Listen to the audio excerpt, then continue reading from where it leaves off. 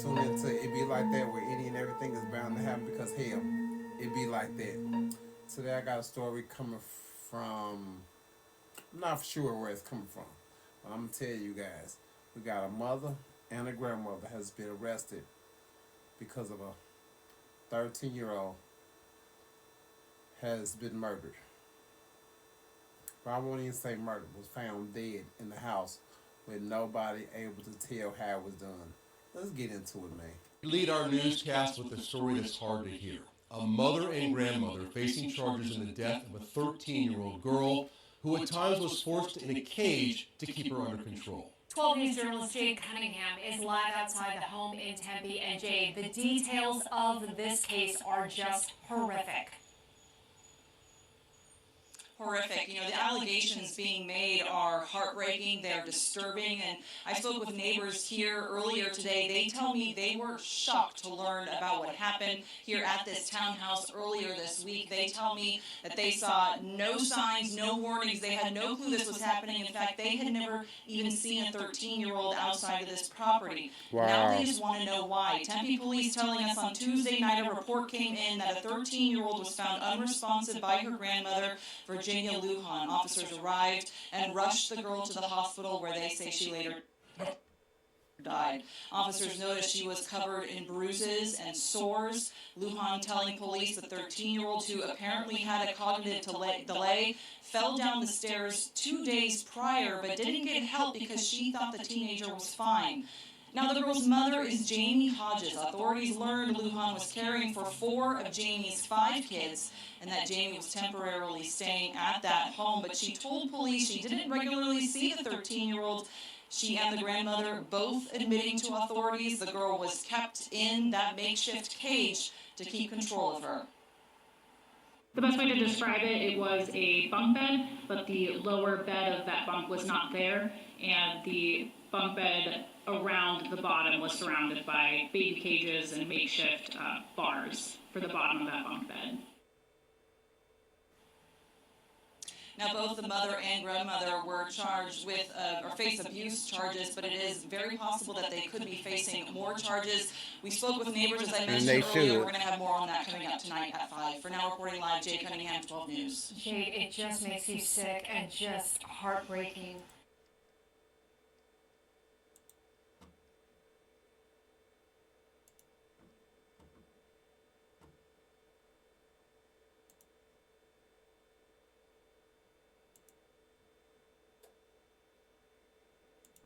You can still see the remnants of a police presence, yellow tape blocking off the back of the home where this all happened. Officials say the grandmother, Virginia Lujan, called police just before 9 Tuesday to report her 13-year-old granddaughter was not breathing. First responders swarmed this townhome to try to save the unresponsive teen named Melanie. She died at the hospital Wednesday morning. Tempe police say Melanie was covered in bruises and sores, court documents saying she suffered a head injury. Lujan told police Melanie had fallen down the stairs Sunday, but the grandmother had not sought medical care. Chief Kenneth McCoy says a search of the home uncovered horrible conditions. A makeshift cage filled with feces. Lujan and Melanie's mother, Jamie Hodges, admitted they kept her in a cage to maintain control of her. That structure built out of fencing underneath a bunk bed. Melanie was diagnosed with a type of epilepsy, and police say she had the mental capacity of a 3-year-old. Our hearts go out to Melanie. Both Lujan and Melanie's mother, Jamie Hodges, were arrested on abuse charges. Hodges has been released, and police are investigating to determine recommended charges for her. 4 other children in the home, ages 2 to 15, were taken into DCS custody and are being evaluated. Court documents on Lujan indicate there had been prior DCS reports of domestic violence, noting the frequency and intensity of domestic violence was increasing. Overwhelming. Damn shame. One neighbor who was scared to show her face says she didn't see warning signs, sometimes seeing Lujan outside with her grandchildren. So I'm a mother and I have a 13-year-old daughter myself, so yes, I'm very shocked. So close to home. Tempe police say since kids may not recognize abuse, they rely on the eyes and ears of the community. Teachers who might see some suspicious injuries or bruises or another family member. But in this case, none of the 5 children were enrolled in school. Lujan is in custody on a $500,000 bond. Tempe police say their investigation could bring more charges, potentially homicide charges. In Tempe, Jane Caffrey, ABC 15, Arizona. Y'all see, that was a sad event that didn't happen to that little girl. It was already, she'd been tortured and been put in a maid shift jail, to the point where the neighbors didn't even know it was a 13-year-old girl that lived there. That means she never left the house. She never was exposed to outside, to the community. For a mother to allow her mother to do it to her own child, that's disgrace. That is neglect. That's a damn shame for a grandmother to feel like that's acceptable to do that to a 13-year-old little girl that might have a little mental issues, but still, that's not something that she have no control over. And there's better ways to handle that. For them to act like they was dumb and clueless of how that little girl hurt herself and got injured, and then for them to think it was not serious enough to take her to get help, I think all that was just a cover-up for no one to know, again, that the 13-year-old lived there, nor that how the conditions of how they was treating that 13-year-old girl wouldn't be exposed. We're going to pray for the girl's family, those that gave a real care about her.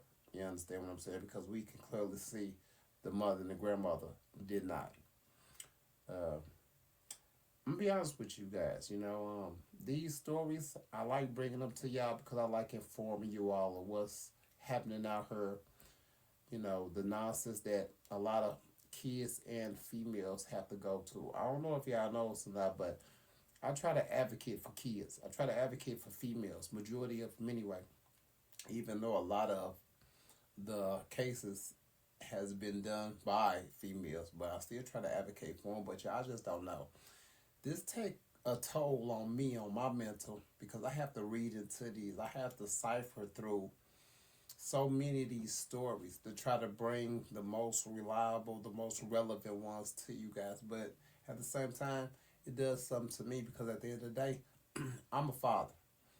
And I have, my youngest is 6. My oldest is 18, finna be 19. So, and I'm talking about 2 girls.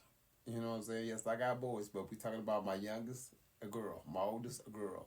So, my attitude run deep when it comes to kids because I would never think to do anything harmful to my kid, and I would think any other parent would have the same attitude. But as we see, that's not the case.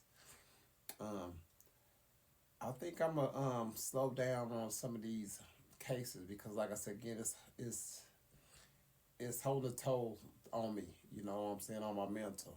When I think about different things, when I'm not thinking about different things. So if y'all see my channel going in another direction, please, stick with me and just know that I'm just trying to give myself and you all a break of the craziness that I am reporting to you guys because at the end of the day, it be like that. To another one, you guys. Thank you.